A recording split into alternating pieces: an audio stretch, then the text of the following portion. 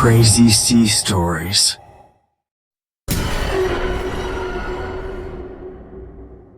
The hollow chamber. The gun was steady in her hand.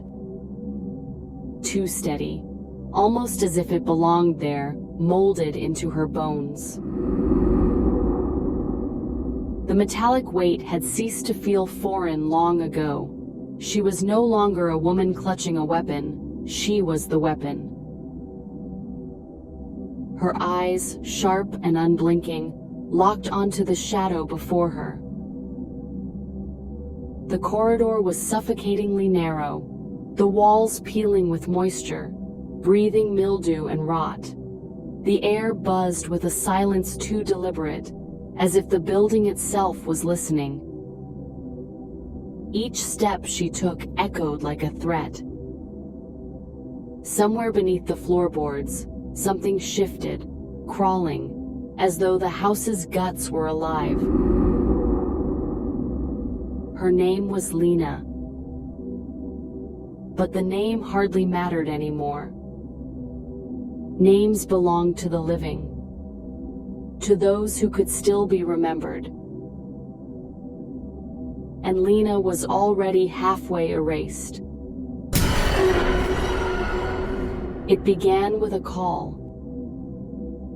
A voice crackling on the other end of the line, hollow and frayed, told her to come to Greystone 12. A house she had not entered in nearly 15 years. A place that had belonged to her family before they vanished. "Bring a gun," the voice whispered, distorted by static. The line went dead before she could respond. Greystone was the last place she wanted to return to.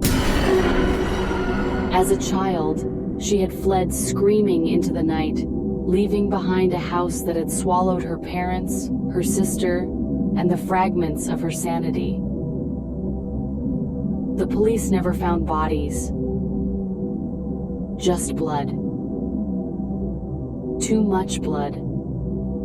And laughter in the walls.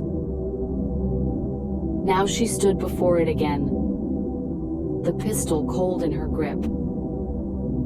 She told herself it was for protection. She told herself she wouldn't stay long, just enough to prove that ghosts couldn't call her on the phone. Just enough to see the truth. But the house welcomed her back like a grave welcoming its corpse.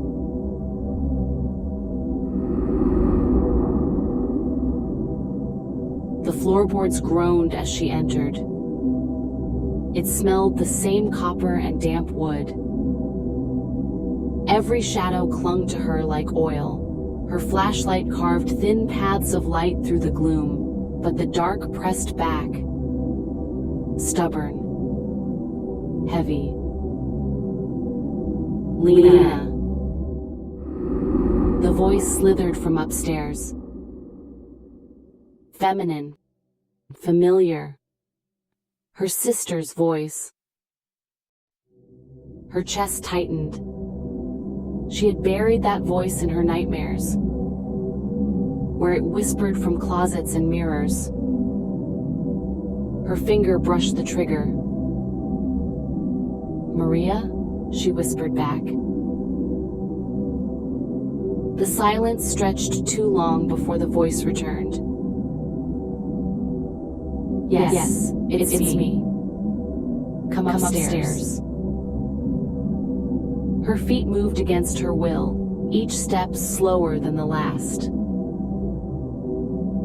The house breathed louder as she climbed, the walls exhaling warm drafts, as if leaning closer to listen.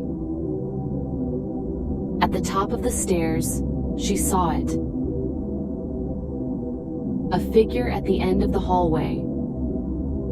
The shape of her sister, pale, hair matted, eyes black in sockets.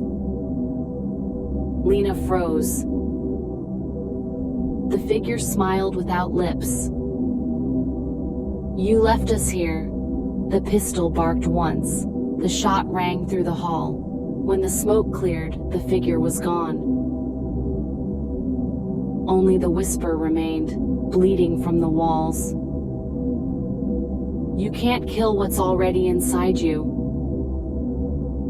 The whispers led her deeper. Behind the kitchen, a door she didn't remember. It hadn't been there before. It opened to a staircase, spiraling down into the earth. She followed. The deeper she went, the colder it became. The walls glistened as if sweating blood. At the bottom was a chamber circular, windowless, with symbols carved into stone. In the center sat a chair, bound with straps. A gun rested on it. Identical to hers. Her breath caught in her throat. The air pulsed, the walls flexing like lungs. Voices rose all around her, her mother's lullabies, her father's drunken rages, her sister's sobs. They overlapped, twisted, became one unearthly chorus. She stepped closer to the chair. The gun was warm when she touched it. Too warm. The chamber shook. A figure began to take shape in the shadows. Tall, faceless, draped in threads of darkness. It whispered not into her ears, but directly into her skull. You are the last. The vessel is waiting. The chamber is hollow. Her pistol trembled in her grip. You want me to kill myself, she whispered. The figure tilted its faceless head. Not yet.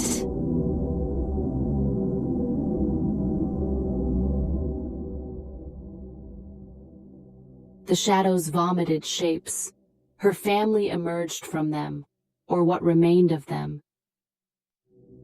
Skin stretched too tight, jaws unhinged, eyes weeping black fluid. Her sister reached out first.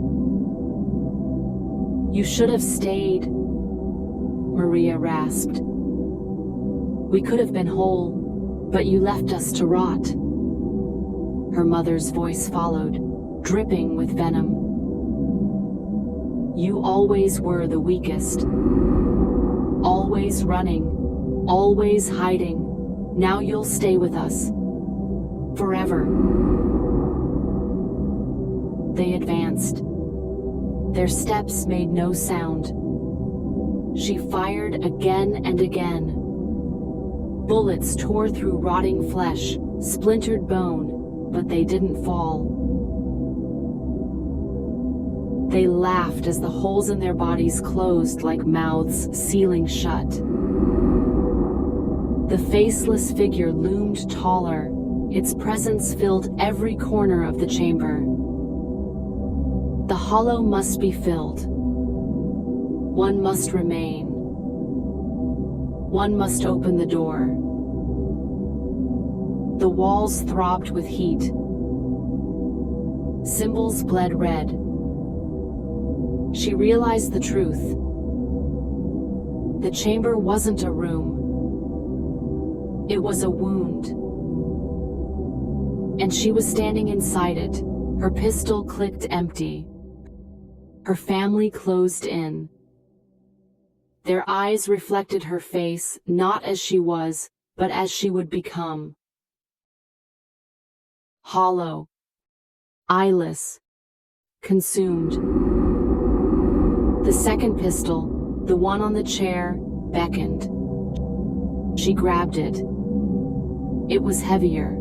The metal pulsed like a heartbeat. One bullet inside. The figure leaned closer.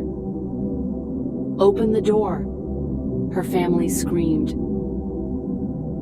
Their voices twisted into one sound.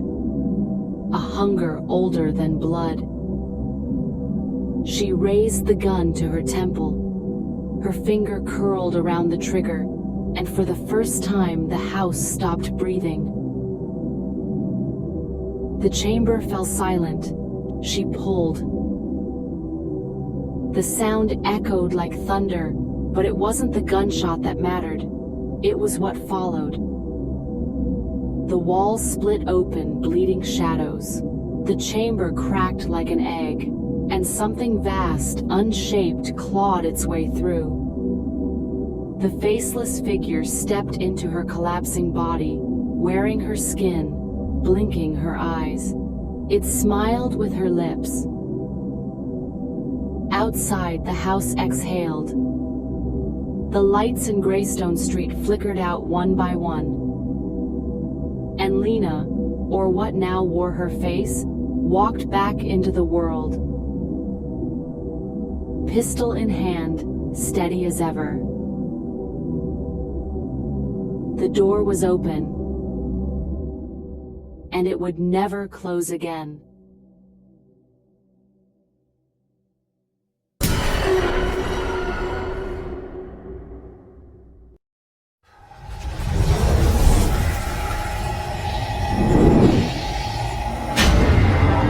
Crazy Sea Stories.